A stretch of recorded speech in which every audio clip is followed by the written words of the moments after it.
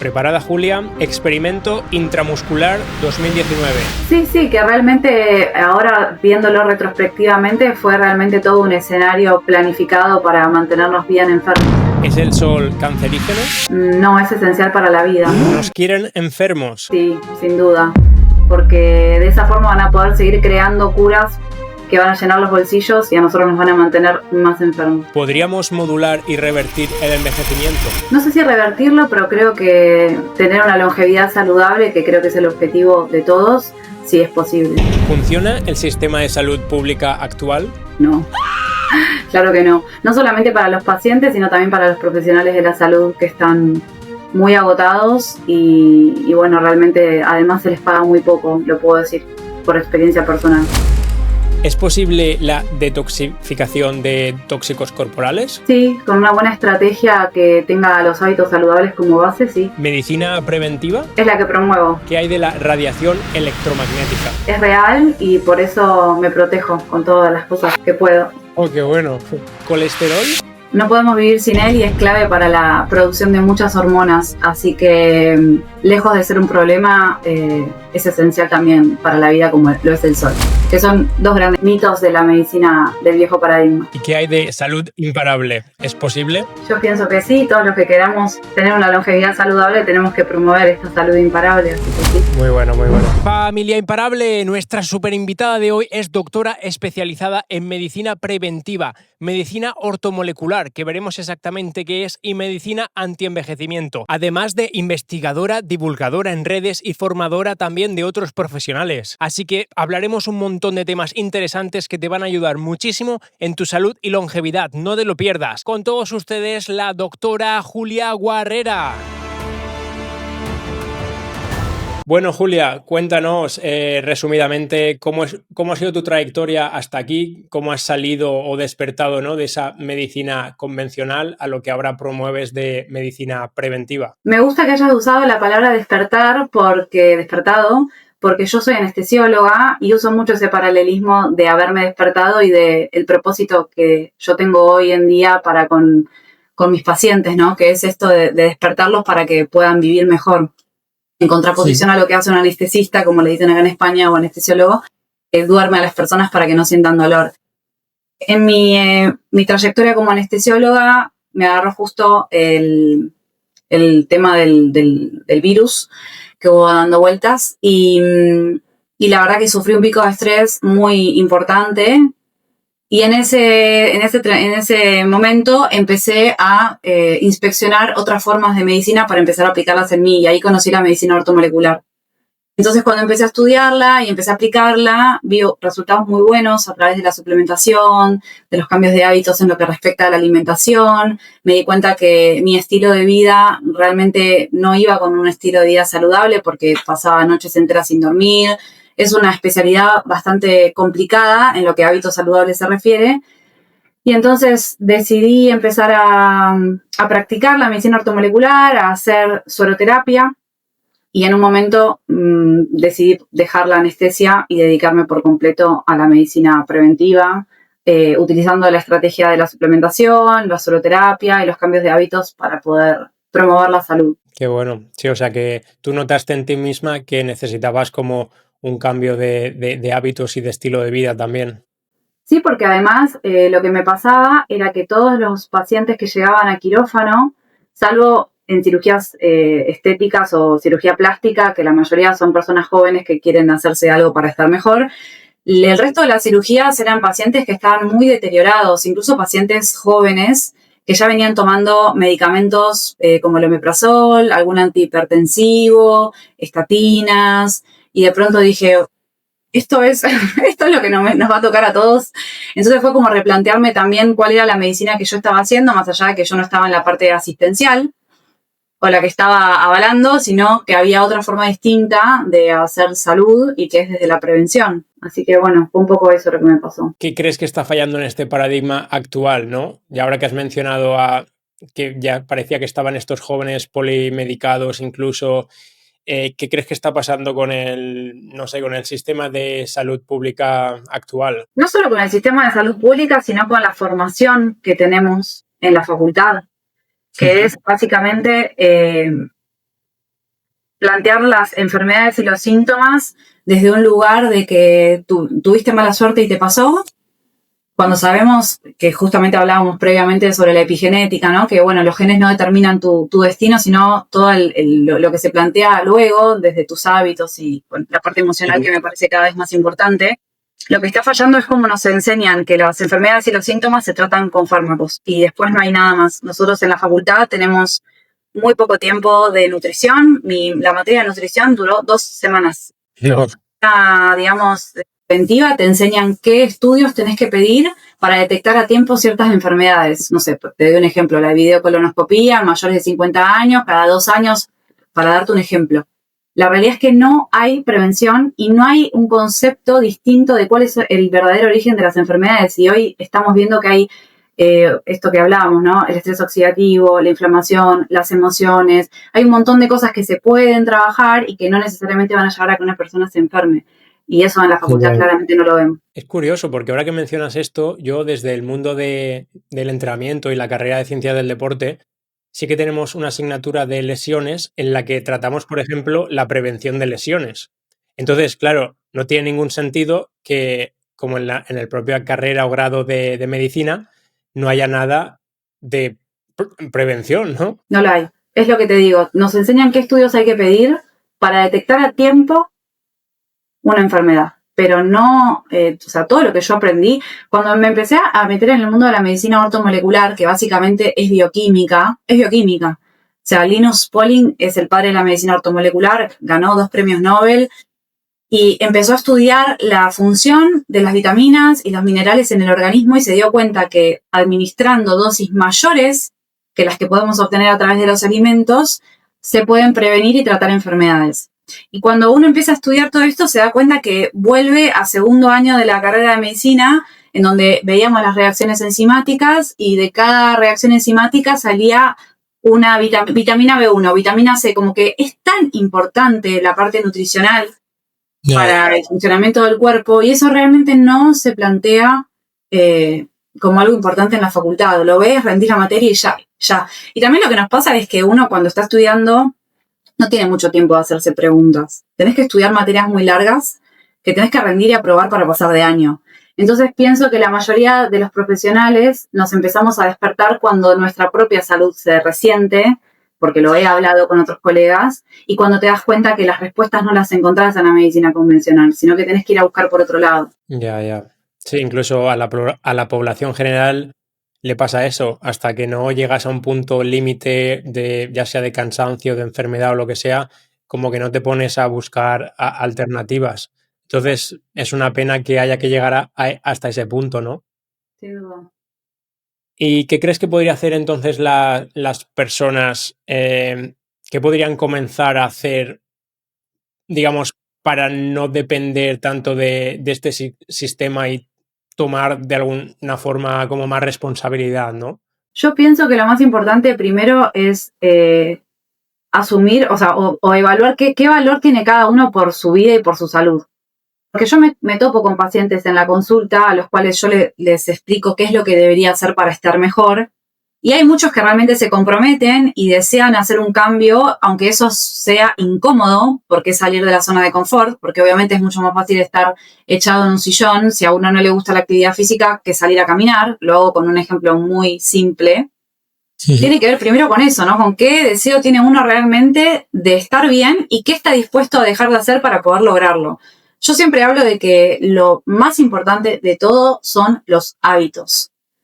La alimentación, la gestión del estrés, tener un buen ritmo circadiano, moverse y tener una buena salud mental que implique realmente una conexión, ¿no? Porque no quiero sonar así como un poco mística, pero con el correr de estos años me di cuenta de la importancia de la meditación, de hacer prácticas como yoga, del mindfulness, en este mundo en el que estamos realmente conectados a un nivel de velocidad que nos tiene a todos muy ansiosos, que es un motivo muy frecuente en la consulta, digamos, porque me consultan a mí, ansiedad, estrés e insomnio.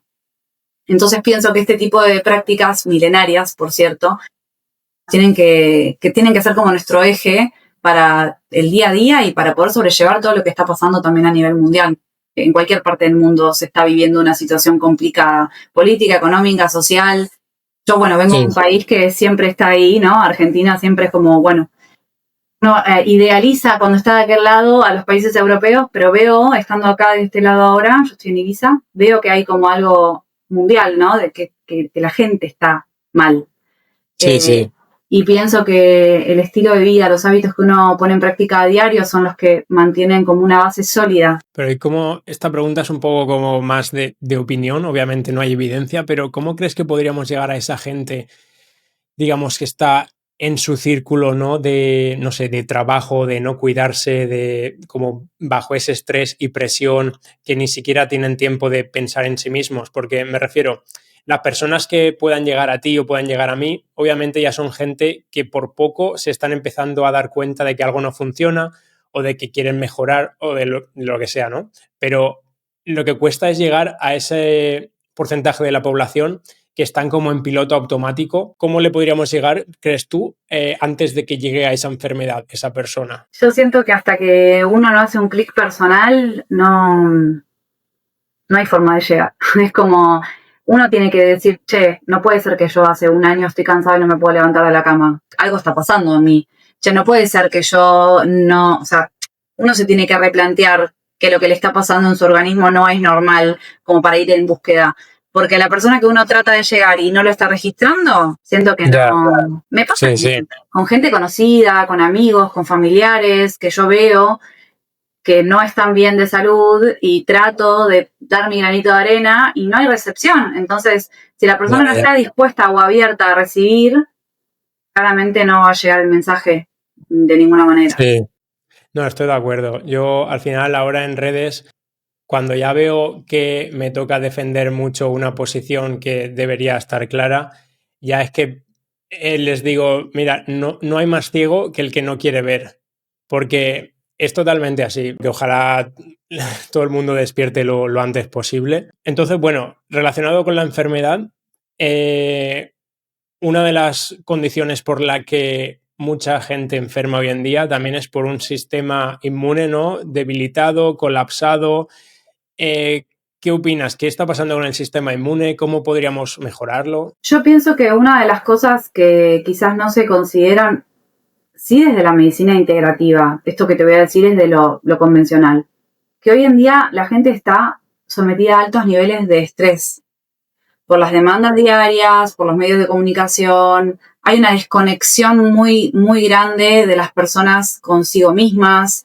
Como que la gente vive en piloto automático. Yo ahora que estoy viviendo en esta isla, que hay un ritmo mucho más calmo, me doy cuenta cuando viajo a Buenos Aires a ver a mi familia, que los primeros días estoy como, viste, como si fuese un gato que vio un ratón, como tensa. Y es la energía que se vive. Lo que pasa es que cuando vos estás metido en esa energía no te das cuenta hasta que tu salud no te pega una llamada de atención, porque el cuerpo siempre te termina haciendo una llamada de atención. Pero el estrés es uno de los factores, creo, hoy más importantes que comprometen el sistema inmune. Estar con niveles elevados de cortisol de forma constante no es algo fisiológico.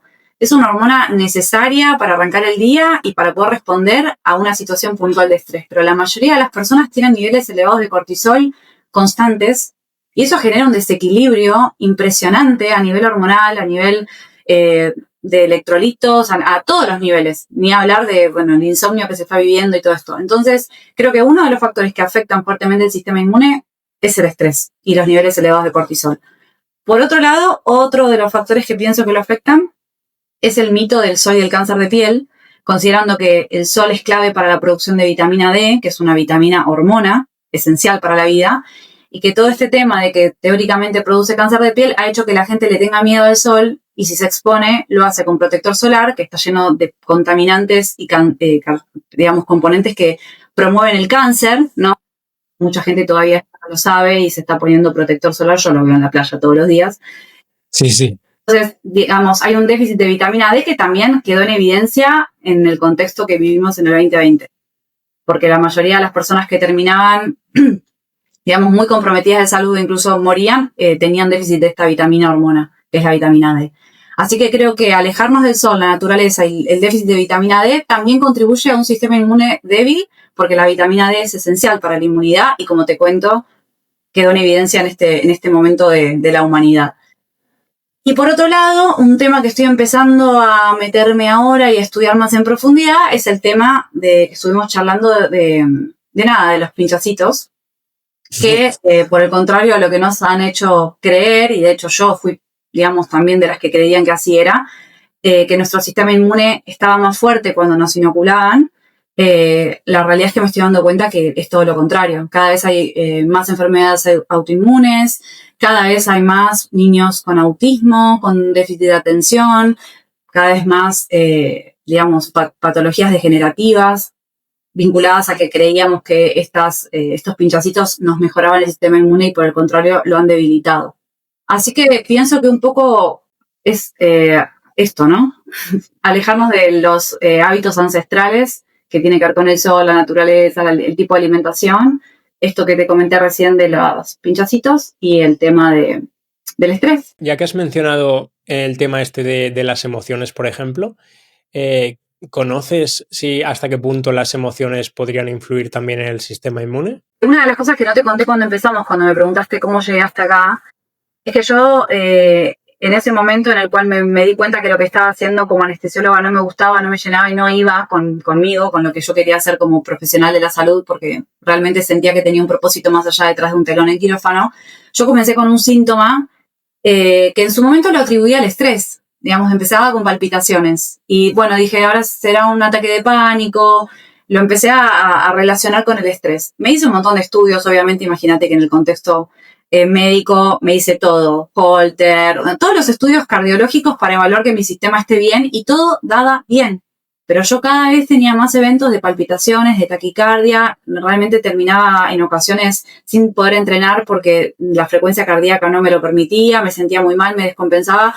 Y entonces ahí cuando yo digo, bueno, me estudié, no tengo nada, tiene que haber algo más. Y ahí me empecé a meter en el mundo de las terapias alternativas, por así decirlo, ¿no? De la biodecodificación, de las constelaciones, la bioexistencia consciente, un montón de herramientas que he probado durante todos estos años, que me han ayudado un montón. Y en esa búsqueda también apareció la medicina germánica, que no sé si la has escuchado. Recién estoy empezando a profundizar en esto, pero están las leyes biológicas de Hammer. Casualmente era un oncólogo alemán que tras la muerte de su hijo de una forma muy abrupta e inesperada, él desarrolló cáncer de testículo y la esposa desarrolló cáncer de mama. Entonces él se preguntó, ¿será que hay un vínculo, digamos, emocional entre algo muy puntual de un trauma y el desarrollo de esta enfermedad? Y bueno, como él tenía muchos pacientes oncológicos, empezó a estudiar, a preguntarles y se dio cuenta de que sí, que había un vínculo con esto. Entonces, no lo digo yo, la ciencia cada vez lo muestra más, solamente que son temas que se tratan de callar porque obviamente dejaría en evidencia que la medicina que conocemos no sirve para nada. Sirve en ocasiones, necesitamos un cirujano que nos opere el apéndice, no digo que no, pero creo que hay algo mucho más de trasfondo que por suerte cada vez más gente está al tanto. Y bueno, esto también viene, la medicina germánica también habla del miedo, ¿no? Que creo que tiene que ver también que en el 2020 todos teníamos mucho miedo y eso también compromete el sistema inmune, ¿no? Los medios de comunicación que eran, te va a pasar esto, y bueno, claramente la gente ya está condicionada a que le puede pasar algo si, no sé, sale sin barbijo. Entonces, bueno, creo que eso también tiene mucho que ver. Sí, totalmente.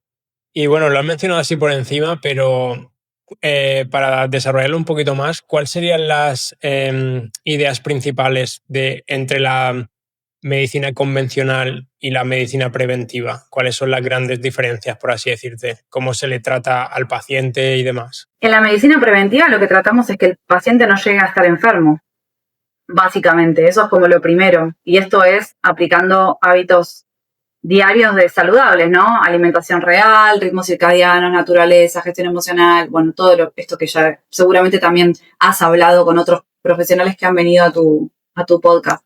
Pero no tratamos síntomas. Yo en mi consulta hablo hay veces que básicamente parezco una psicóloga, no sé, un terapeuta, porque hablamos de la parte emocional, de cómo se siente, hago mucho hincapié en herramientas para gestionar el estrés, para gestionar la ansiedad.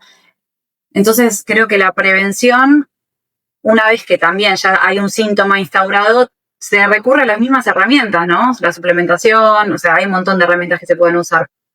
Casi prácticamente yo fármacos no uso en mi consulta. Qué bueno. Cuéntanos un poquito más de cómo ayudas a las personas en tu consulta o incluso qué tipo de personas suelen llegar a ti, porque como es más medicina preventiva, supongo que no te llegan personas ya súper enfermas o con enfermedades avanzadas, ¿no? En realidad sí.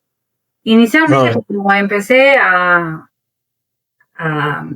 desarrollar toda esta parte de mi profesión que yo no conocía, quizás sí apuntaba más a gente sana que quería prevenir y se venían a hacer un suero, tomaban una suplementación preventiva. Pero por el correr del tiempo, cada vez empezaron a llegar más personas con síndrome metabólico, como te digo, quizás con manifestaciones clínicas de déficit de nutrientes. Entonces, más allá de que yo inicialmente ofrecía en mi consulta la suplementación personalizada, al final, más allá de la suplementación de prevención, termino utilizando los suplementos para abordar condiciones clínicas. Por ejemplo, hoy en día es muy frecuente el SIBO, el sobrecrecimiento bacteriano, ¿no? En intestino delgado, que da muchos síntomas y muy incómodos.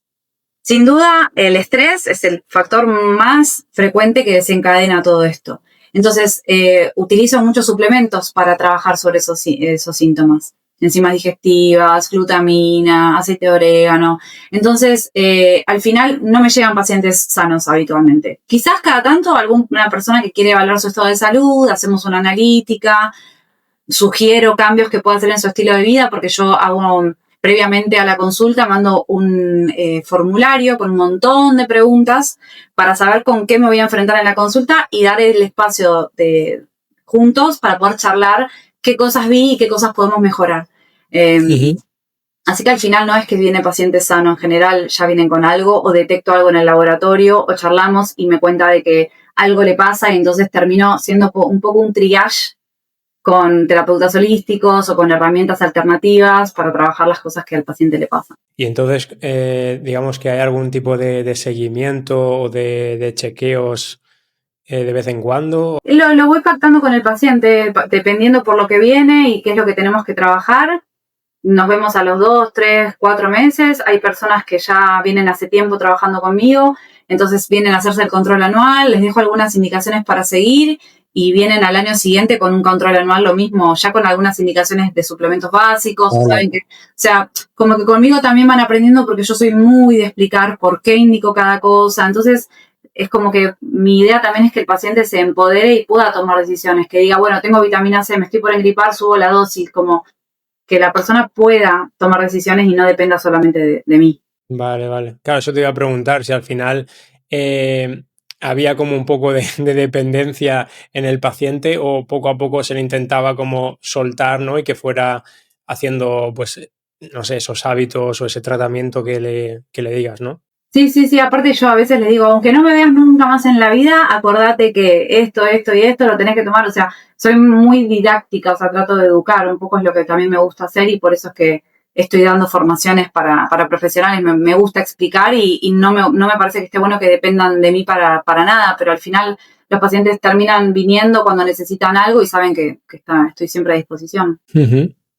Me ha parecido ver que en tus servicios incluís quelación, ¿o me equivoco? En realidad, como yo ahora estoy viviendo en España y no estoy haciendo solo terapia, lo que hago es indicar eventualmente la quelación de metales pesados endovenosa, dependiendo del país donde vive la persona. La mayoría de mis pacientes igual son de Argentina y hay lugares donde realizan quelaciones, pero para mí siempre es muy importante realizar primero un mineralograma para poder detectar qué metales están presentes, porque no es lo mismo para todos, al menos en lo que respecta a la quelación endovenosa.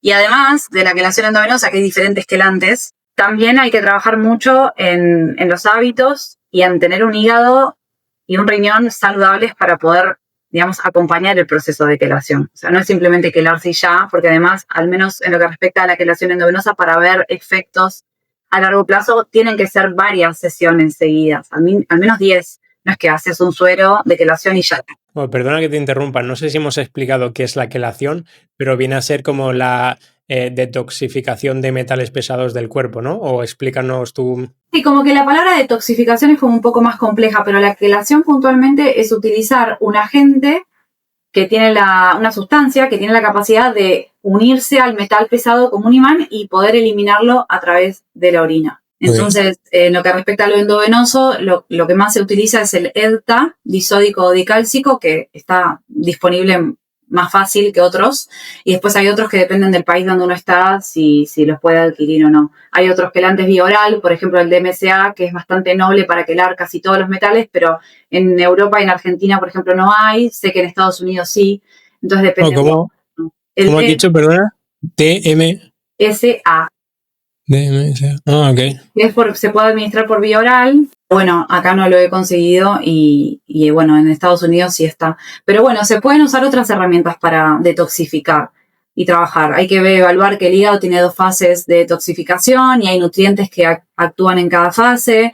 Hay que tener en cuenta que es muy importante la higiene de sueño porque el hígado también necesita de una buena cantidad de horas de descanso, de una buena relación con la luz, para que uno no es lo mismo irse a dormir a las 3 de la mañana y dormir 8 horas, que irse a dormir a las 10 de la noche, y dormir 8 horas, ¿no? Digamos, el momento en el que uno duerme también es importante.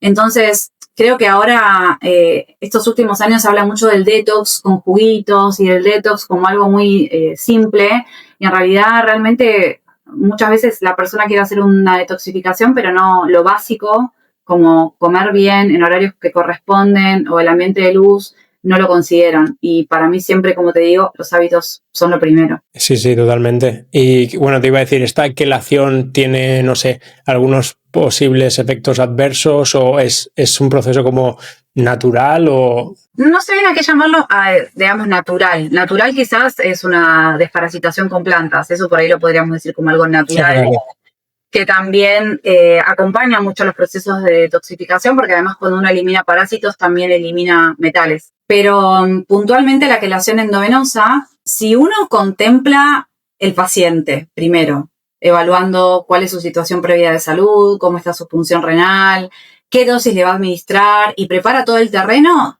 la realidad es que tiene pocos efectos adversos, pero siempre y cuando se haga bien. Si lo haces sin contemplar esto, usas dosis altas, lo pasas a una velocidad que no es, si no contemplas el paciente, entonces sí puede haber efectos adversos, porque el quelante no quela solamente los metales, también se puede llevar minerales. Entonces es toda una estrategia terapéutica, no es, bueno, te paso un suero y te vas. ¿Y habría algunos posibles métodos más, digamos, naturales y accesibles para las personas? ¿Algún nutriente o...? Bueno, por ejemplo, el ácido alfa-lipoico es un antioxidante y antiinflamatorio muy poderoso que se llama el antioxidante universal porque además tiene la capacidad de atravesar la barrera que hay entre la sangre y el cerebro y entonces llega al sistema nervioso central. Es muy, muy poderoso y además es muy bueno para detoxificar hígado. Y se está estudiando y se está viendo que también sirve para quelar mercurio. No es muy fácil quelar el mercurio y es un metal pesado que está presente mucho por el tema de los peces y por el tema de las amalgamas y, bueno, inyecciones que hemos hablado también que lo contienen. Entonces, es muy común la intoxicación con mercurio. Y aparentemente el ácido alfa-lipoico podría contribuir a esto. Otra estrategia que se puede utilizar para la parte de detoxificación y quelaciones, más allá de que el glutatión no es quelante per se, es un poderoso antioxidante también muy importante para el organismo.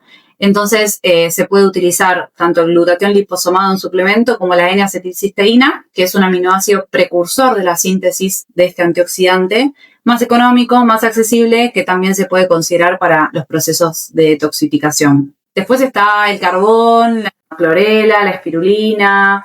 Eso te iba a preguntar sobre la espirulina, perdona, que eso sí que lo había escuchado. ¿Qué parte hay de verdad o tienen que ser grandes dosis o cómo funciona? Y quizás sí, en general, tanto la clorela como la espirulina comparten varias funciones.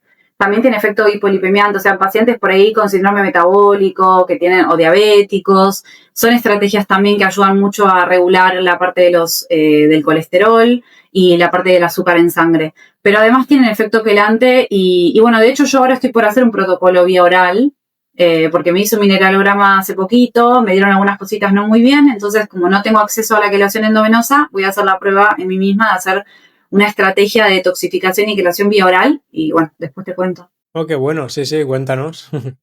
Y este ácido alfa-lipoico, lo podemos encontrar en alimentos, ¿en cuáles serían? Sí, por ejemplo, el brócoli es un alimento que contiene ácido alfa-lipoico, pero la realidad es que hay momentos en los cuales el suplemento sí es necesario porque con la alimentación no es suficiente, ¿no? Como que necesitamos dosis más altas, porque además lo que está sucediendo hoy con la alimentación, por más saludable y buena que sea, es que no contiene la misma cantidad de nutrientes que de antaño. Por eso se plantea esto de las dosis ortomoleculares, que son dosis mucho mayores que las que aportan los alimentos. Por un aumento de las necesidades, contaminación, estrés, todo lo que estamos hablando, el cuerpo necesita más para poder sobrevivir. Y por otro lado, los alimentos no tienen la misma cantidad de nutrientes por las prácticas agrícolas, porque los apuran para que maduren afuera, porque usan herbicidas, pesticidas que comprometen los nutrientes que tienen. Entonces, al final, te comes un brócoli y no tiene lo mismo que tenía un brócoli de hace 100 años atrás, claramente. Entonces, al final hay situaciones en las que la suplementación es necesaria. Yo tendría que comerme un cajón de brócoli para comerme la cantidad de ácido alfa-lipoico que tiene una cápsula, ¿no? Entonces, no es que toda la vida tenés que tomar ácido alfa-lipoico, pero, por ejemplo, yo en esta ocasión, que voy a hacer una estrategia, voy a elegir qué suplementos y en qué dosis lo voy a utilizar durante un tiempo determinado y después voy a ver qué respuesta tuve a eso, que es también lo que hago en la consulta, ¿no? Armamos una estrategia de terapéutica por etapas, pues no se puede abarcar todo junto. Entonces, claro, eso te iba a preguntar. En el caso de que cualquier persona quiera probar como, vamos a llamarlo detox, ¿no? De forma más natural o casera, ¿sería más eficiente como enfocarte en un periodo reducido de tiempo y a lo mejor enfocarte más en ese nutriente o en esa dosis, en vez de esparcirlo y estar todos los días durante meses o años, pero pequeñas dosis, ¿no? Va a funcionar más si lo concentras, digamos, como estrategia, ¿no? Sí, claro, obviamente que también, como te digo, quizás hay que evaluar el terreno, ¿no? En el cual se está desarrollando. Yo no me había planteado hacer esto hasta que no me hice el mineralograma y vi que por ahí había cosas en las que trabajar. Uh-huh. Quizás se pueden armar protocolos de 2 o 3 meses, como te contaba, con zeolita, con clorela, con ácido alfa-lipoico, con glutatión, con los minerales que intervienen en la función de las enzimas antioxidantes del cuerpo, como son el zinc, el magnesio, el selenio, que son súper importantes para que no se frenen las reacciones que pasan en nuestro cuerpo para detoxificarnos, ¿no? Entonces, el proceso de detoxificación es muy complejo y como te contaba, el hígado tiene 2 fases en las cuales intervienen diferentes nutrientes. Entonces se puede plantear de muchas maneras, pero no hay una receta de cocina. Yo en ese sentido soy muy cuidadosa cuando doy información en redes o así muy libre, porque por ello te puedo decir algo y después me escriben, no, porque a mí me dijeron tal cosa. Y es que cada persona es un mundo. No se puede generalizar. Sí. Totalmente. Y bueno, lo del mineralograma, que me ha parecido interesante, ¿cómo es exactamente el test? O sea, podés utilizar, dependiendo el laboratorio que lo hace, yo en mi caso usé pelo, y si no se puede usar uña. Entonces ahí, como los metales pesados se van acumulando, medirlos en sangre en realidad, salvo que sea una intoxicación aguda, no es eficiente, o sea, no sirve para nada. Quizás si sospechas que una persona estuvo expuesta al plomo, ok, lo podés medir en sangre. Pero después, a los 30, 40 días, la mayoría de los metales ya se acumulan en el organismo y no están dando vueltas en la sangre. Entonces, el mineralograma es la forma más segura de poder evaluar realmente qué metales hay en el organismo. La propia clínica te diría, en plan, si tienes los rangos más o menos bien. Sí, bueno, cada metal tiene una clínica específica, ¿no? O cuando hay una intoxicación como muy leve, quizás como es mi caso, que no es algo muy abrupto, si yo no me hacía el mineralograma, capaz que ni lo sospechaba. Entonces, por eso, para mí, cuando hablamos de quelar, yo nunca le indico una quelación endovenosa a un paciente en el cual no tengo un mineralograma, porque no sé qué quelar, necesito saber qué metal tiene para quelar. Sí. Y lo mismo que te comentaba, también es clave que haya todo un trasfondo, ¿no? De trabajar sobre la detoxificación hepática, tener bien los filtros hacia el riñón para poder eliminar. Bueno, hay un montón de plantas también. Yo no soy tan experta en esto, pero sí me estoy rodeando de personas que sí lo son, como para empezar también a formar profesionales en estas áreas que muy pocos saben en realidad de la parte de qué plantas se pueden utilizar para desparasitar, cómo aplicarlas, qué estrategias tener en cuenta, porque en esta era de la infoxicación, como le digo yo, en donde todo el mundo habla de todo, La gente Sí, sí. se marea, se dispersa, toma decisiones sin una persona que los guíe. Me pasa todo el tiempo en la consulta, ¿no? Porque yo escuché que tal dijo esto y la verdad es que a nosotros los profesionales de la salud también nos pasa que está todo el mundo hablando de todo. Entonces, bueno, creo que desde la experiencia y de ir rodeándose con gente que realmente sabe sobre un tema, uno puede ir aprendiendo y tomando con responsabilidad lo que implica una desparasitación, una quelación, una detoxificación, ¿no? No reducirlo a un jugo verde, porque al final también lo que pasa es que la mayoría de las verduras están súper contaminadas con herbicidas y pesticidas. Entonces, ¿qué detoxificación te puede dar un jugo verde si está lleno de herbicidas y pesticidas? Entonces, si lo vas a hacer, ok, informate, comprar cosas orgánicas, como que hay todo un trasfondo, ¿no? A considerar antes de pensar en hacer un detox. Claro, bueno, ahora que has mencionado eso, para que la gente tampoco se quede con una idea de pánico, ¿qué opinas de, bueno, si consumes, por ejemplo, verduras o frutas lo más orgánicas posible y lo lavas, ¿no? Con lo típico del bicarbonato o vinagre? Sí. Ahí tengo entendido que sí que se reduce bastante estos herbicidas, pesticidas y demás, ¿verdad? Sí, sí, sí. Sí, es cierto, pero a lo que voy es que yo he escuchado personas que prometen una detoxificación con un par de jugos verdes a la mañana. Ah, No es ya. por ahí. A eso voy. No, sí, sí.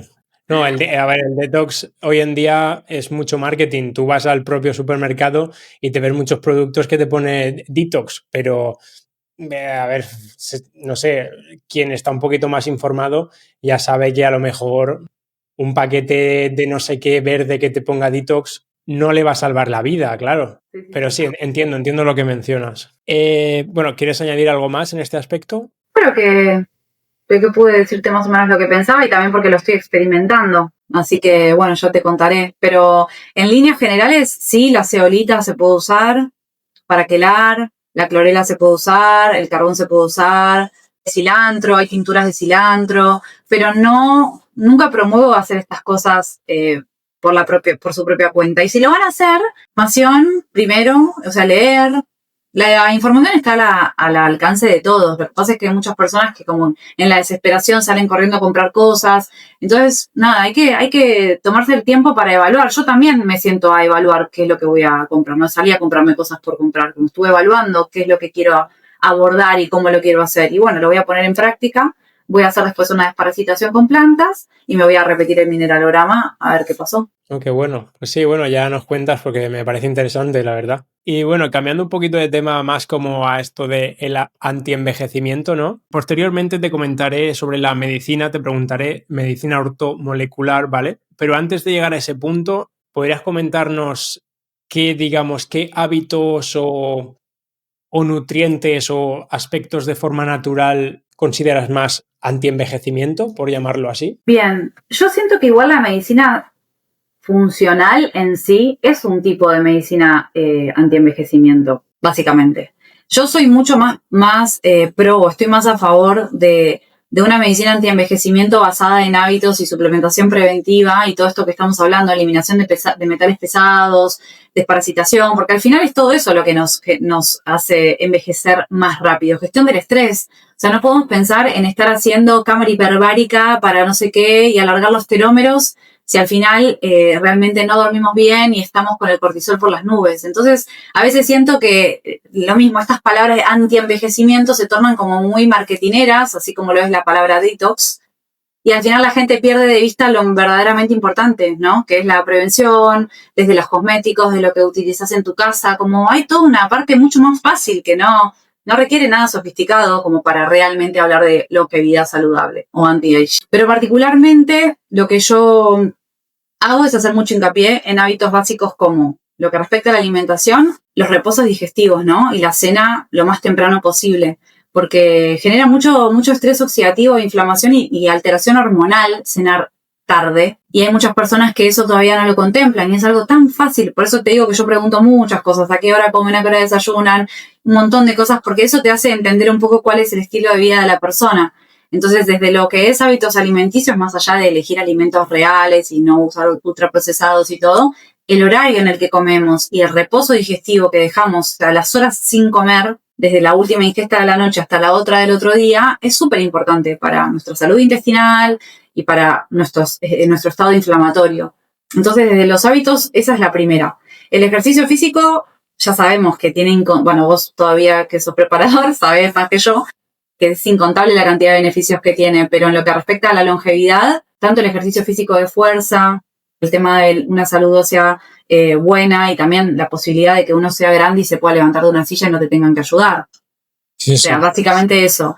La actividad, digamos, aeróbica para mejorar la salud cardiovascular y también la parte de yoga y de elongación para tener unas articulaciones fuertes, creo que es fundamental también tener en cuenta. Y hay gente que no se levanta de la silla en todo el día. Entonces, por eso te digo, hablar de suplementos anti-age, si la persona está todo el día en la silla y no se levantó una vez a hacer una pausa activa, es como muy reduccionista. Gestión de estrés, como te comenté, que me parece también importante. Y después todo lo que tiene que ver con el ritmo circadiano, ¿no? Con la importancia de tener buenas horas de sueño, tratar de dormir antes de medianoche, porque si uno se va a dormir después de la medianoche hay un montón de procesos que se bloquean.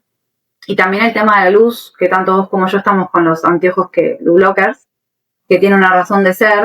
Yo acá estoy con los amarillos porque todavía es bastante temprano, no sé qué hora es allá en Australia. Sí, no, aquí que serán ya casi las 10 de la noche, pero como es un horario, digamos, más adelantado, es como que las 10 de la noche aquí ya es tarde. Y claro, con el foco este que tengo aquí, pues mi ritmo circadiano pues se me está yendo. Te tenés que comprar la luz roja para hacer como un poquito y un poquito. Sí, lo he probado con una pequeñita que tengo aquí detrás, pero es como que ya se me pierde la iluminación. Te ves medio borroso para el video. Bueno, gracias por hacer el esfuerzo. No, tranqui. Pero bueno, tiene que ver con esto, ¿no? Con lo de la luz también. Estar cenando a las 10 de la noche con todas las luces de la casa prendidas, bueno, el cuerpo no entiende nada. ¿Qué haces comiendo y qué haces con la luz esta que me hace estar despierto? Eso es lo básico para la longevidad. Si una persona hace todo eso bien, puramente la suplementación viene a potenciar. Los suplementos que, bueno, hablábamos de dosis ortomoleculares como, no sé, la vitamina C esencial, vitaminas del complejo B, eso potencia, pero si no está lo mínimo indispensable, seguramente los problemas no tardarán en llegar. No, sí, estoy de acuerdo totalmente. Pero imagínate una persona, porque bueno, ya sabes que como no sé, como darles un consejo de biohacking, ¿no? Ahora que la palabra de moda. Una vez estos hábitos saludables están cubiertos, esta pirámide de la salud, que obviamente cualquiera que esté escuchando esto debería ya de llegar ahí, de entenderlo. ¿Hay algo que pudiéramos hacer como para potenciar ese porcentaje extra, pero sin hablar de suplementos? No sé, por ejemplo, hay personas que hablan de los superbeneficios de los arándanos. Otros como que a veces sale el aguacate, a veces sale el brócoli o a veces sale el propio hígado, ¿no? ¿Hay algo como que digas, este alimento es importante considerar? Que como el resveratrol del vino tinto, que todos se quieren convencer de que tomándose una copita de vino tienen una longevidad saludable, pero no. No. Oh, buen apunte. Nada más lejos que eso. No, en realidad, de vuelta, si llevamos una alimentación basada en alimentos reales, en frutas de estación, porque eso también es importante, ¿no? Comerte un mango en pleno invierno en un lugar donde no lo hay, el cuerpo no reacciona bien a ese pico de azúcar. Entonces, pienso que llevando una alimentación variada, basada en grasas saludables, en proteínas, no es que hay que comer más de una cosa que de otra. Creo que hay que ser equilibrado y variado. Yo también a veces siento que mi cuerpo me pide más un alimento, dependiendo de la estación y cómo estoy, y en otros momentos más me pide otro. Pero eso también tiene mucho que ver con que la persona no esté viviendo en automático. Uno se empieza a dar cuenta de cosas que el cuerpo le manifiesta cuando está conectado a su cuerpo. Si estás desconectado no te enterás y bueno, te comes una hamburguesa, te comes una pizza. No es que no la coma de vez en cuando, pero digo, la alimentación es súper intuitiva cuando realmente conoces sobre el tema, te informás. Y después otra cosa que te quería decir, se ha hablado mucho del ayuno como una estrategia, digamos, de longevidad saludable, ¿no? En ayunos que superan las 24 horas empieza todo un mecanismo de autofagia, que es, digamos, el reciclaje de proteínas viejas, de cosas que están en desuso. Imaginémonos como una habitación donde hay basura en un borde, en una esquina, y justamente lo que hace el ayuno es utilizar esa basura para producir energía. Entonces, los ayunos prolongados, 24, 48 horas, tienen un efecto anti-age maravilloso. Lo que pasa es que, bueno, quizás no toda la gente lo sabe o no están dispuestos a hacerlo, pero encima es gratis y baratísimo porque no comes durante 1 o 2 días. Así que ni suplementos te tenés que comprar. Pero tienes que llegar a las 24 horas necesariamente, porque, o sea, sí que habría beneficios antes también, ¿no? ¿O Sí, cómo va? sí, pero quizás los beneficios antes de las 20 horas son más a nivel hormonal, ¿no? Como regular el pico de azúcar, o sea, los picos de insulina. 16 de 20 horas venimos más de la parte hormonal, pero después la real autofagia ya comienza a partir de las 20 horas y a medida que las horas aumentan se potencia todavía más. Por eso, por ejemplo, en pacientes con CAN se trata de estimular este tipo de ayunos cada un mes y medio, 2 meses, justamente por el reciclaje y por el reseteo que produce en el cuerpo. ¿Y podría estar de alguna forma relacionada esta autofagia también con algún proceso de estos como de quelación? ¿Hay algún tipo de eliminación de metales en esta autofagia o no se llega a ese punto? No, al menos que yo sepa, quizás no me enteré, pero no tengo entendido que los metales se puedan movilizar con la autofagia. Qué pena, sonaba demasiado bonito, ¿no? Y bueno, hablando ahora de la medicina ortomolecular, ¿cómo nos podría ayudar a la salud, pero también como al envejecimiento, ¿no? Claro, el término ortomolecular, como te conté antes, lo acuñó Linus Pauling, que fue el padre, se considera el padre de la medicina ortomolecular porque él puso este término. El prefijo orto quiere decir correcto y, bueno, moléculas haciendo referencia a nuestra constitución, digamos, bioquímica. Entonces, yo al final termino diciendo que todo esto de lo que estuvimos hablando es ortomolecular, porque no es solamente a través de la suplementación, uno equilibra nutrientes también con sus hábitos diarios, con la elección de los alimentos, entonces no es que solamente reducirlo a la suplementación, pero hay ciertos nutrientes que cuando se administran en dosis más altas, se puede ver una diferencia notable en, por ejemplo, la vitamina C, que es tan importante para sintetizar colágeno, que es una proteína que comienza a disminuir su síntesis cuando vamos creciendo. Entonces, por eso también se habla tanto de la suplementación con colágeno hidrolizado como mecanismo anti-age. La vitamina C es muy importante para sintetizar en el cuerpo el colágeno. Entonces, podemos tomar mucho colágeno, pero si no tomamos vitamina C, ese proceso se va a ver un poco bloqueado. Entonces, la vitamina C es como un nutriente de los básicos dentro de lo que es la suplementación preventiva a nivel ortomolecular. Y así también hay otros nutrientes que entran dentro de los básicos, que yo le digo como el omega 3, como el magnesio, porque intervienen en tantas reacciones en el cuerpo que cuando administramos en cantidades un poquito mayores a las que podemos tener por la alimentación, el cuerpo tiene un poco más de resto, ¿no? Para hacer lo que necesita, y si hay situaciones de demanda como una infección, mucho estrés, un día sin dormir, como nos pasa a muchos médicos, entonces, bueno, el cuerpo tiene con qué hacerle frente a las demandas. Ese es el concepto, digamos, de dosis ortomoleculares también en la suplementación. Pero ¿tendría los mismos efectos, digamos, un nutriente específico desde un suplemento, vamos a poner un suplemento de calidad, obviamente, que de un alimento natural? Porque como que se habla que en su alimento natural, ¿no? En toda su matriz y toda su composición, como que el cuerpo lo asimila mejor. No es excluyente. No es excluyente que tengas una buena alimentación a que te tengas que suplementar. No hoy en día al menos. Esto no quiere decir que uno tiene que todos los días de su vida tomar 2 millones de suplementos. Quiere decir que hay ciertos nutrientes que la persona tiene que saber que puede necesitar y también ir como cuando uno elige comerse un plato de lentejas o en lugar de eso comerse un bife, bueno, lo mismo. Bueno, hoy me tomo la vitamina C, me levanté con menos energía o no sé, lo que sea. Es eso un poco lo que yo trabajo con los pacientes en la clínica, ¿no? Como tener esa flexibilidad de, me voy de viaje y no me llevo toda la batería de suplementos. Viene el verano, no me suplemento con vitamina D, me expongo al sol, como... Sí. Muy bien. O sea, primero intentar cubrir esas bases y a lo mejor utilizarlo para reforzar de forma puntual, digamos. Sí. Pero lo que me refería también es, ¿el cuerpo reacciona de la misma forma a ese nutriente específico de un suplemento que del nutriente desde el alimento? O sea, como que el cuerpo lo entiende de la misma forma a nivel de absorción, beneficios y demás. Teóricamente sí, también depende mucho la salud intestinal de la persona, porque también si hay permeabilidad intestinal, el alimento ni suplemento va a poder absorberse de forma correcta y el nutriente no va a llegar al final, ¿no? A lo que necesitamos. Me ha pasado con pacientes que han suplementado la vitamina D durante varios meses y no respondía a la suplementación en la analítica de laboratorio, y después de trabajar sobre la permeabilidad intestinal con suplementación, más allá de que los hábitos, como te digo, siempre están, yo los remarco siempre, mejoró y ahí sí hubo respuesta al tratamiento. Entonces también es súper importante considerar si el paciente tiene una buena barrera de absorción, tanto para los alimentos como para los suplementos. No te sabría decir con exactitud, no leí ningún estudio que compare la suplementación con el alimento. La verdad es que no lo sé, pero yo veo diariamente en la consulta que los pacientes que se suplementan, en los cuales planteamos una estrategia, suelo ver resultados. Es raro que me digan no sentí nada. Vale.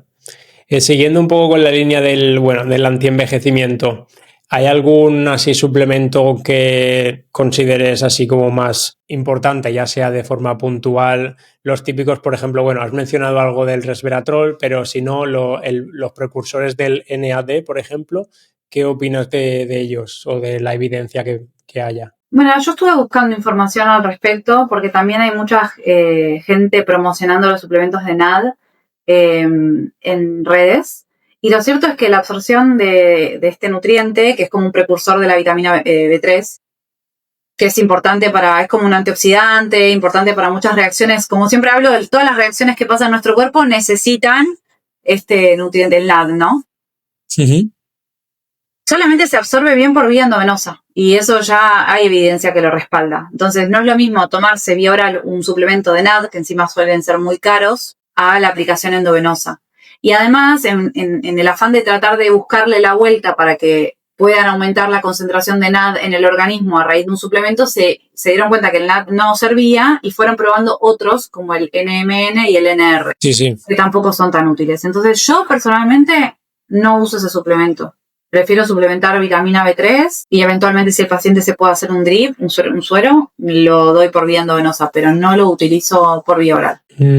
Vale. Y ¿algún otro suplemento así que digamos, aunque no sean indispensables, pero que pudiera ser tu mayor indispensable?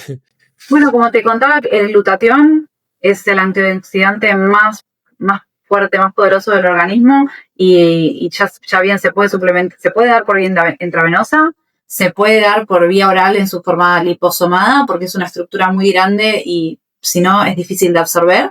Y también se puede administrar su precursor, que es la N-acetilcisteína. Se conoce mucho como mucolítico, ¿no? A la NAC, pero en realidad tiene efectos súper positivos en la producción de glutatión porque este nutriente está formado por 3 aminoácidos, uno de ellos es la cisteína y es el paso limitante. Si no hay cisteína, se bloquea su producción.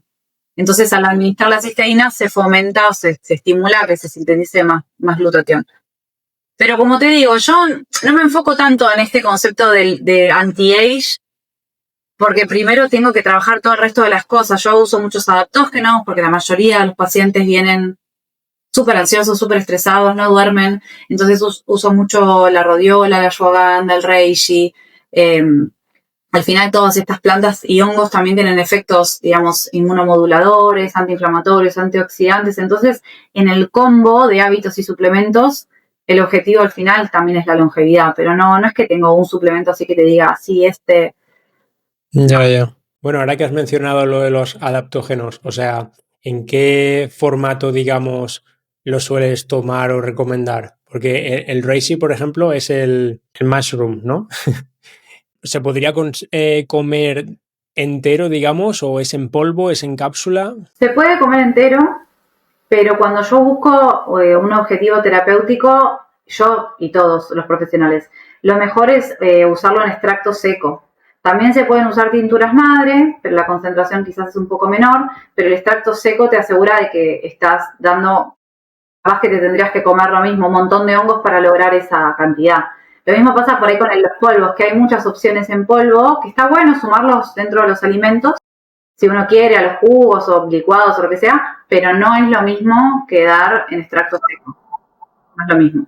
Así que yo personalmente estoy usando mucho extractos secos. Acá en España hay opciones muy buenas y en Argentina también tengo farmacias que los hacen y la verdad que tengo muy buenos resultados porque los pacientes lo sienten. ¿Y los otros que han mencionado también extracto seco recomiendas? ¿Los otros de cuáles? ¿Adaptógenos? Rodiola, sí, lo mismo. Sí, extractos secos, mucho mejor, más concentrados. Hay diferentes tipos de concentración también, ¿no? Pero bueno, es más concentrado quizás que una tintura madre. Vale. Bueno, cambiando también de tema, vamos con el CAN, que ya os podéis imaginar qué enfermedad es, que tengo entendido que causa censura hoy en día, pero bueno, ¿qué posibles causas ves, bueno, hoy en día debido a ese aumento, ¿no?, en la población? Mira, viste que yo te contaba que bueno, que es una enfermedad finalmente que se está viendo que es metabólica, ¿no? Cuando yo empecé a estudiar medicina se hablaba de que era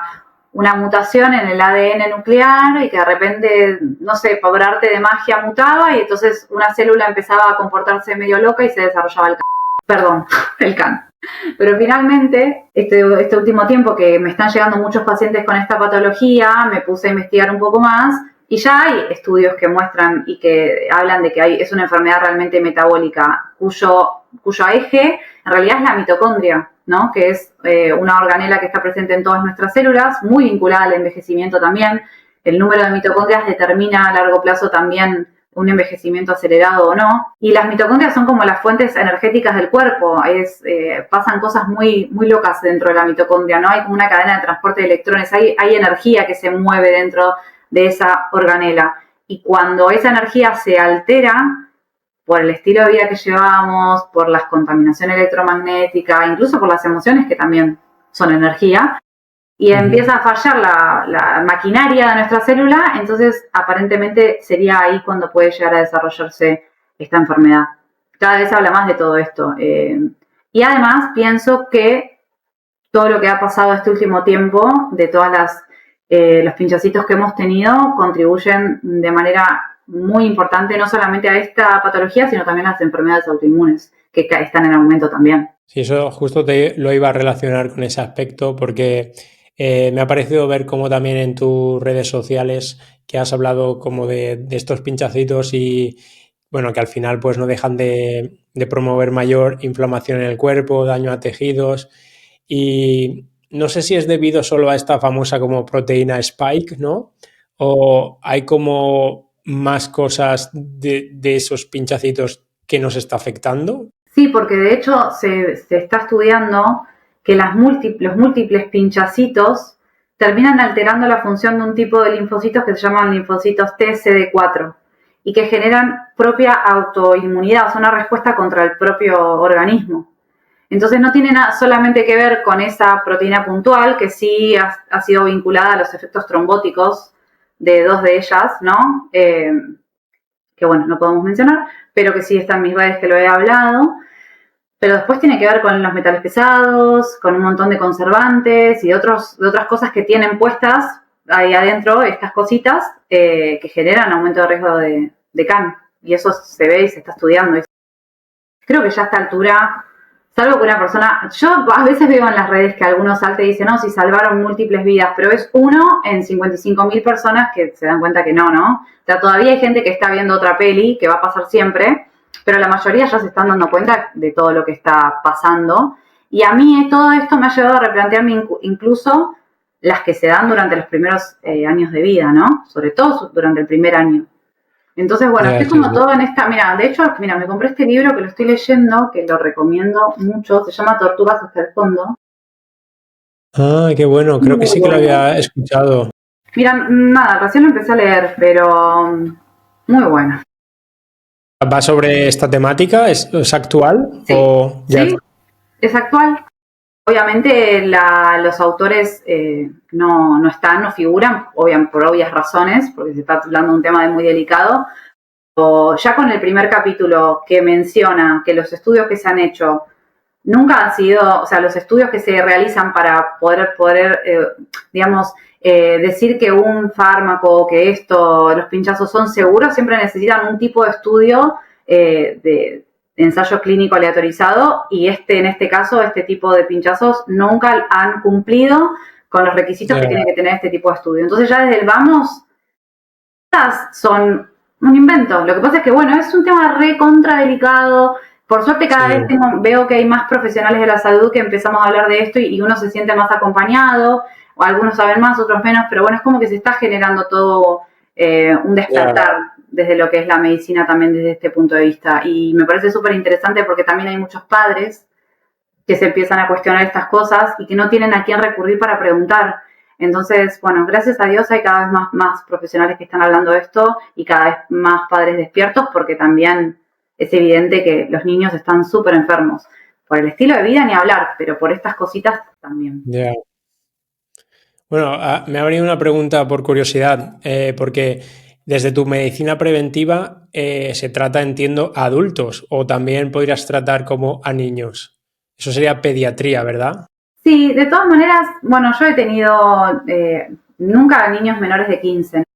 He hecho sueros cuando estaba en Argentina a unas niñas y la verdad que me decían que lo resentían a los sueros. Yo en este caso trato de fomentar hábitos saludables, ¿no? Pueden haber algunos suplementos que se pueden dar. Trato de decirles a los padres que no recaigan en suplementos de gummies, ¿no? Porque, bueno, le doy vitamina C, pero en una gomita con azúcar. No. Ah. Entonces, bueno, antes de hablar de suplementación en niños, que igual puede ser que sea muy efectivo, vayamos a lo mínimo, ¿no? Anda a la playa, no le pongas protector solar, no lo llenes de disruptores endocrinos, dale de comer comida de verdad, no, o sea, un montón de cosas antes de hablar de suplementación en un niño. Me parece a mí, es mi postura con respecto a esto. Sí, sí, es que ahora, bueno, relacionándolo con tu, digamos, profesión, no sé si existe, pero parece que se necesitan como pediatras preventivos, porque al final, hoy en día, digamos, vas a un pediatra convencional, que sí, que a lo mejor ellos están bajo el sistema, no pueden salir de ese, digamos, paradigma, pero al final los consejos incluso para los niños siguen siendo malos, ¿no? De que puedan desayunar, yo qué sé, cereales refinados y, bueno, de ahí para arriba, ¿no? Bueno, entonces, claro. Ay, perdón, te iba a decir el uso de pantallas. Sí, por ejemplo. Entonces, como que se necesita a lo mejor una figura también que intente como salvar más a los niños desde la pediatría. Empiezan a haber cada vez más colegas que están haciendo esto. Lo que pasa es que cuando uno trabaja en un hospital, una clínica en la cual te baja en línea de que vos tenés que indicar ciertas cosas y si lo haces diferente, te vuelan, porque es lo que pasa.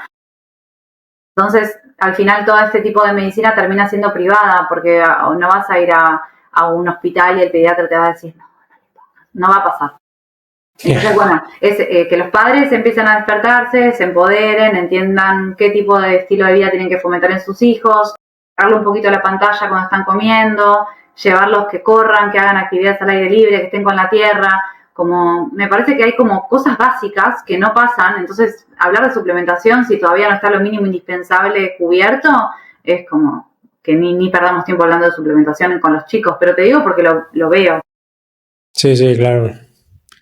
Bueno, volviendo a lo que estábamos hablando del CAN, ¿crees que la medicina actual está fracasando, digamos, con su abordaje? ¿Y qué podríamos hacer? Sí, yo tengo muchos pacientes míos, no es que yo tomo pacientes con esa enfermedad de cero, en general son pacientes míos que les hacen el diagnóstico, que se han hecho tratamientos convencionales y en la mayoría de los casos remite o no tiene cura. Entonces, te das cuenta cuando empiezas a vincularte con gente con esta enfermedad que la medicina convencional no tiene la cura de nada. Entonces, lo que yo trato de hacer es acompañar con un montón de estrategias que sí se están estudiando para esto, desde antiparasitarios como la ivermectina, la megadosis de vitamina C, plantas como el comino negro, o sea, está lleno de herramientas que claramente no salen a la luz porque no pueden ser patentadas y no ganan plata con todo esto, ¿no? O sea, se mueve mucho dinero detrás de toda esta movida del tratamiento para esta enfermedad. Pero bueno, las personas que realmente se están despertando se dan cuenta, tiene que haber gestión emocional, tiene que haber hábitos saludables, ayuno profundo, dieta cetogénica, hay un montón de cosas que se pueden hacer. Esto no quiere decir que la persona se sane, porque hay muchos factores que dependen, pero sí que hay remisiones, sin duda, y también sí que acompañan al tratamiento convencional. Yo no digo que no hagan tratamiento convencional, eso yo nunca lo voy a decir, eso lo decide la persona, pero sí que la medicina preventiva o funcional puede acompañar el estado de salud del paciente porque el sistema inmune se ve súper comprometido con los rayos y la quimio. Entonces, el estado de ánimo ni hablar, si un paciente después de eso queda deprimido, pero por todos lados, porque es muy engorroso para el cuerpo hacerle frente a eso. Y bueno, hay otras herramientas que se pueden usar para tratar o para hacer un soporte para el paciente que tiene que someterse a este tipo de tratamiento. Vale.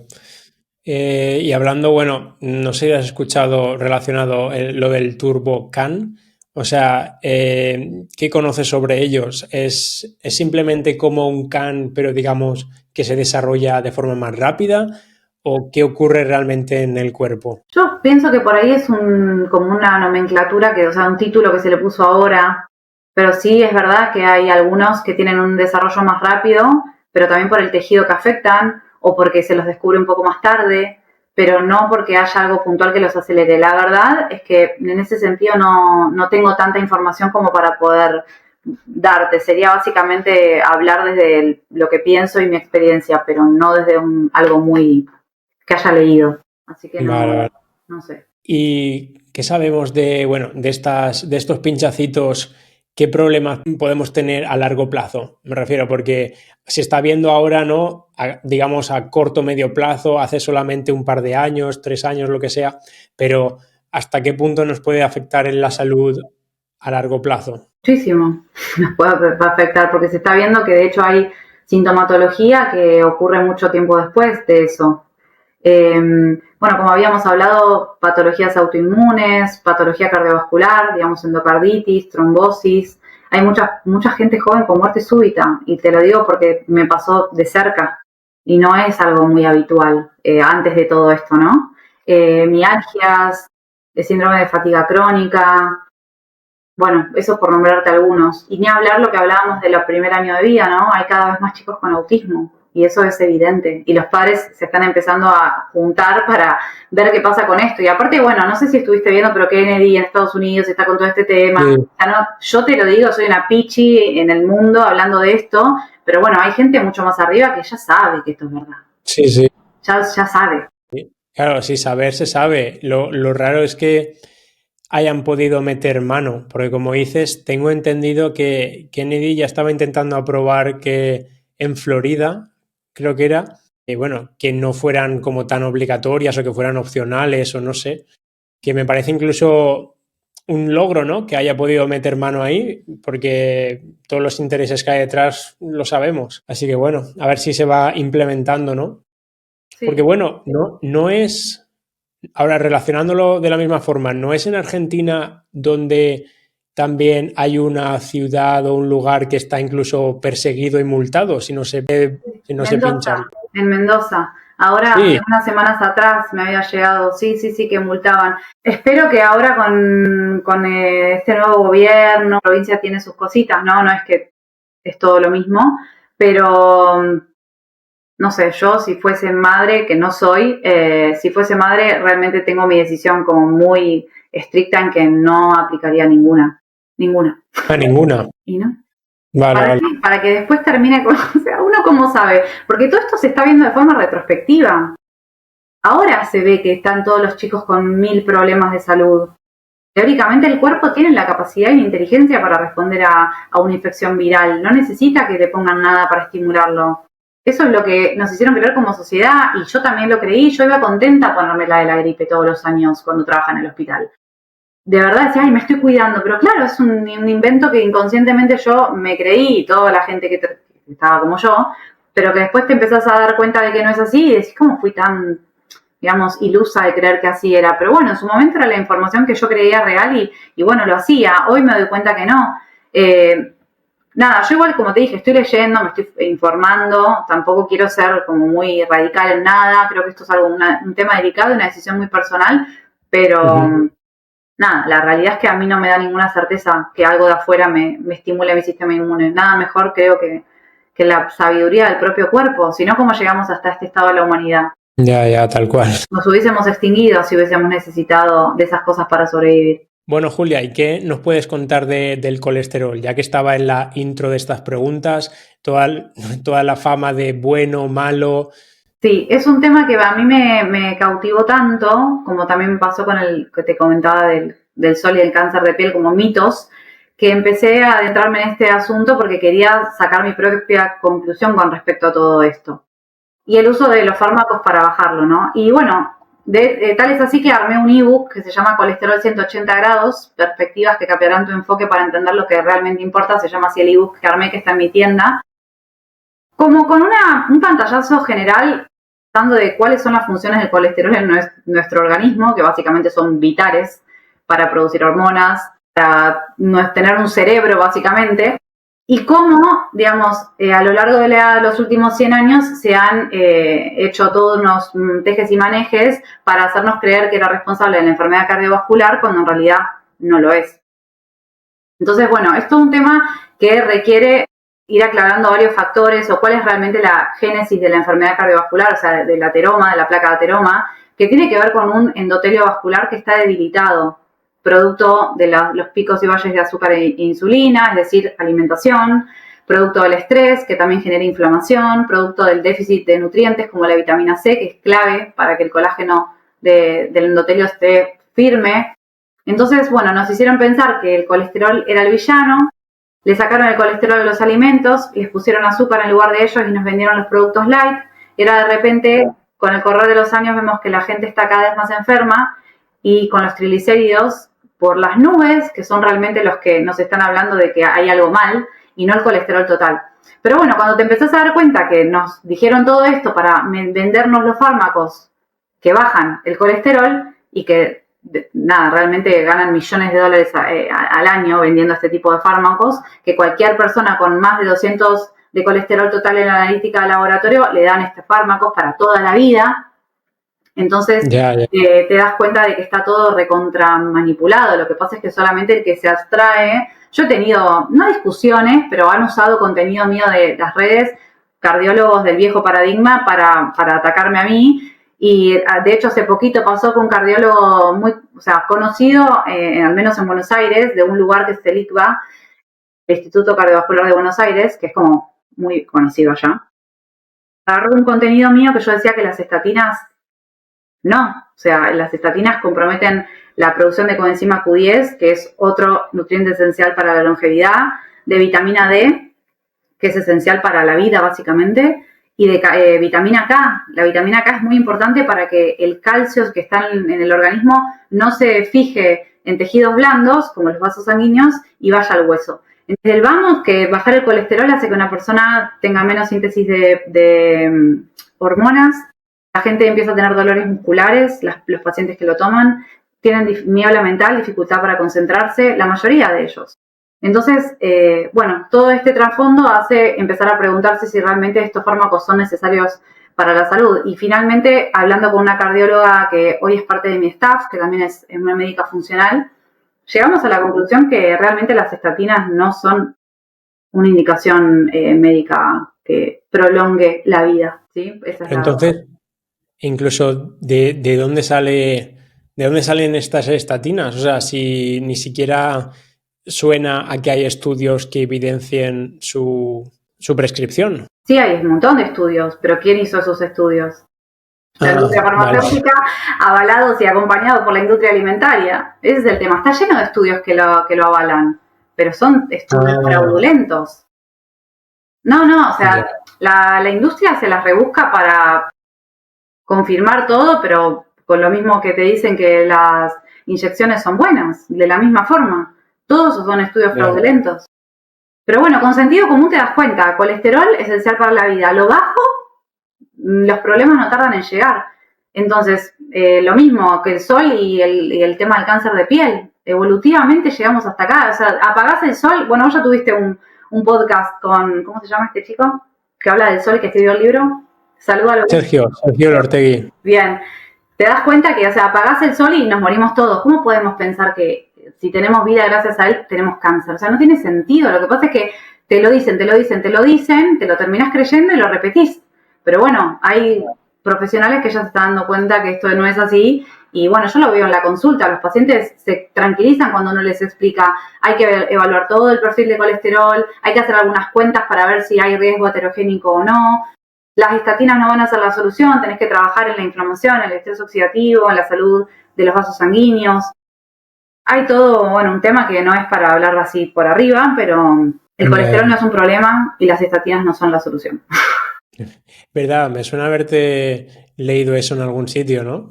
Sí, sí, sí, sí, lo suelo decir. No, muy buen apunte. Te iba a comentar, pero entonces en una persona, digamos, aparentemente saludable, ¿qué niveles de colesterol podrían estar bien? Porque los niveles de colesterol en una analítica convencional se han ido bajando y bajando y bajando, ¿verdad?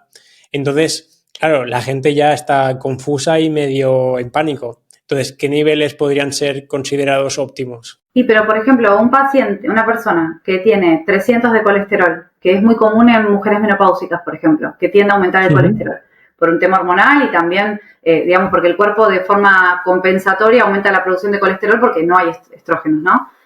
300 de colesterol, con triglicéridos de 40, con una glucemia de 80, con una insulina, hablo de todas cosas óptimas, ¿no? Por ahí digo números, pero no se entiende. Una insulina de 5, o sea, todas cosas óptimas, una homocisteína súper baja, o sea, todo un perfil metabólico que decís, ¿por qué le vas a dar una estatina? Si el colesterol no es que se va a ir a atascar en una arteria. No, no pasa eso. Si el vaso sanguíneo está saludable, si hay todo un terreno que está bien, el colesterol no es que se le ocurre atascarse.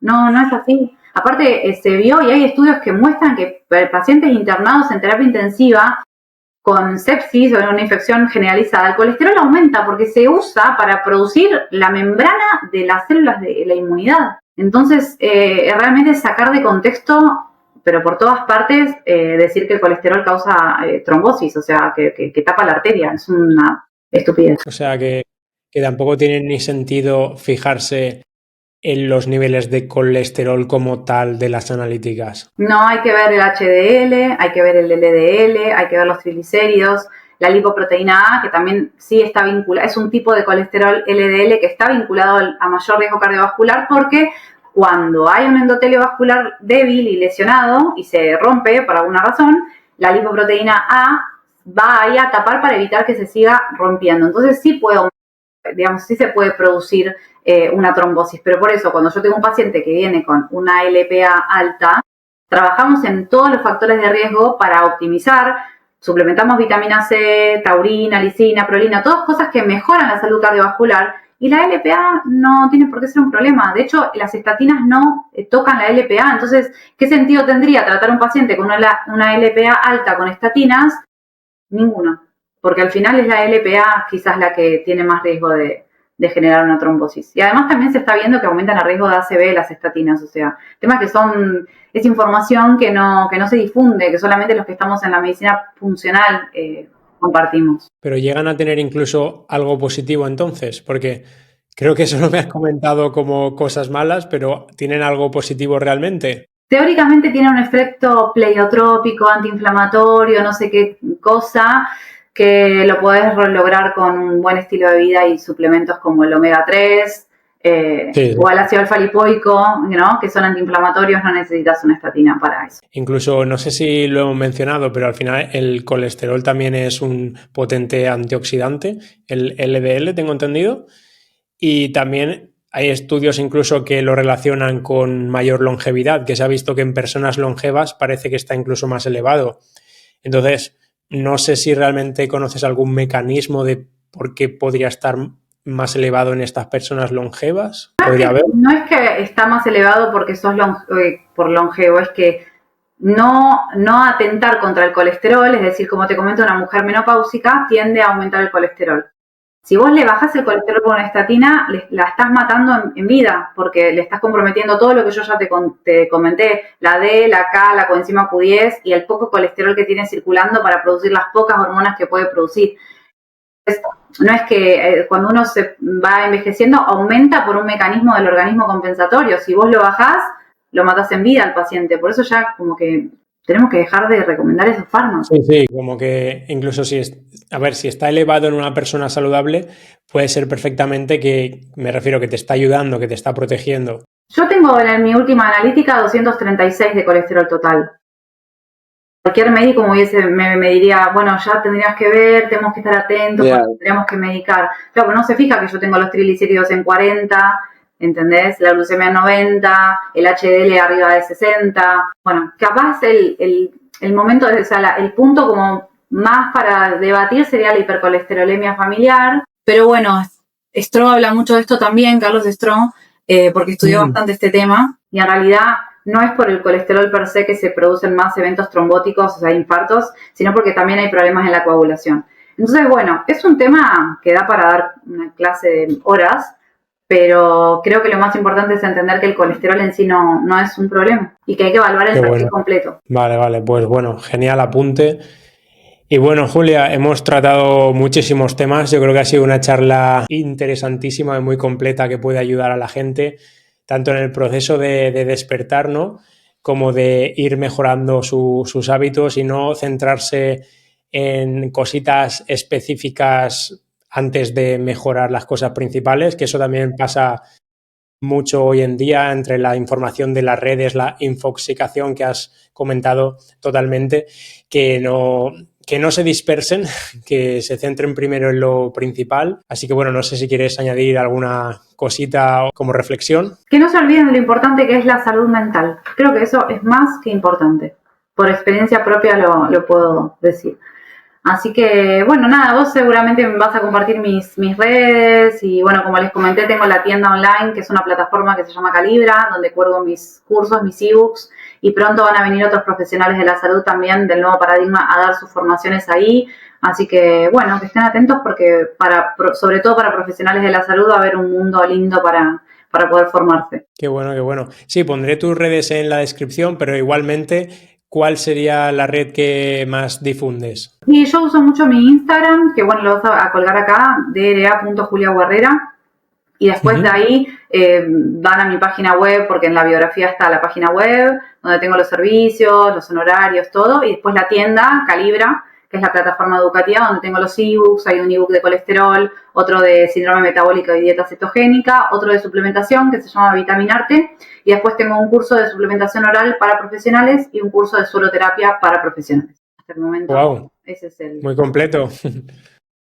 Mi sweet offer. Sí. Pues bueno, muchas gracias por toda tu experiencia, conocimiento y por compartir este ratito con nuestra audiencia, que seguro que les ayuda un montón. Así que bueno, mucho éxito en todos tus proyectos, Julia, y nada, seguimos en contacto. Estás invitada otra vez cuando quieras. Así que bueno, muchas gracias y un abrazo. Gracias a ti, Guille. Chao, chao. Chao.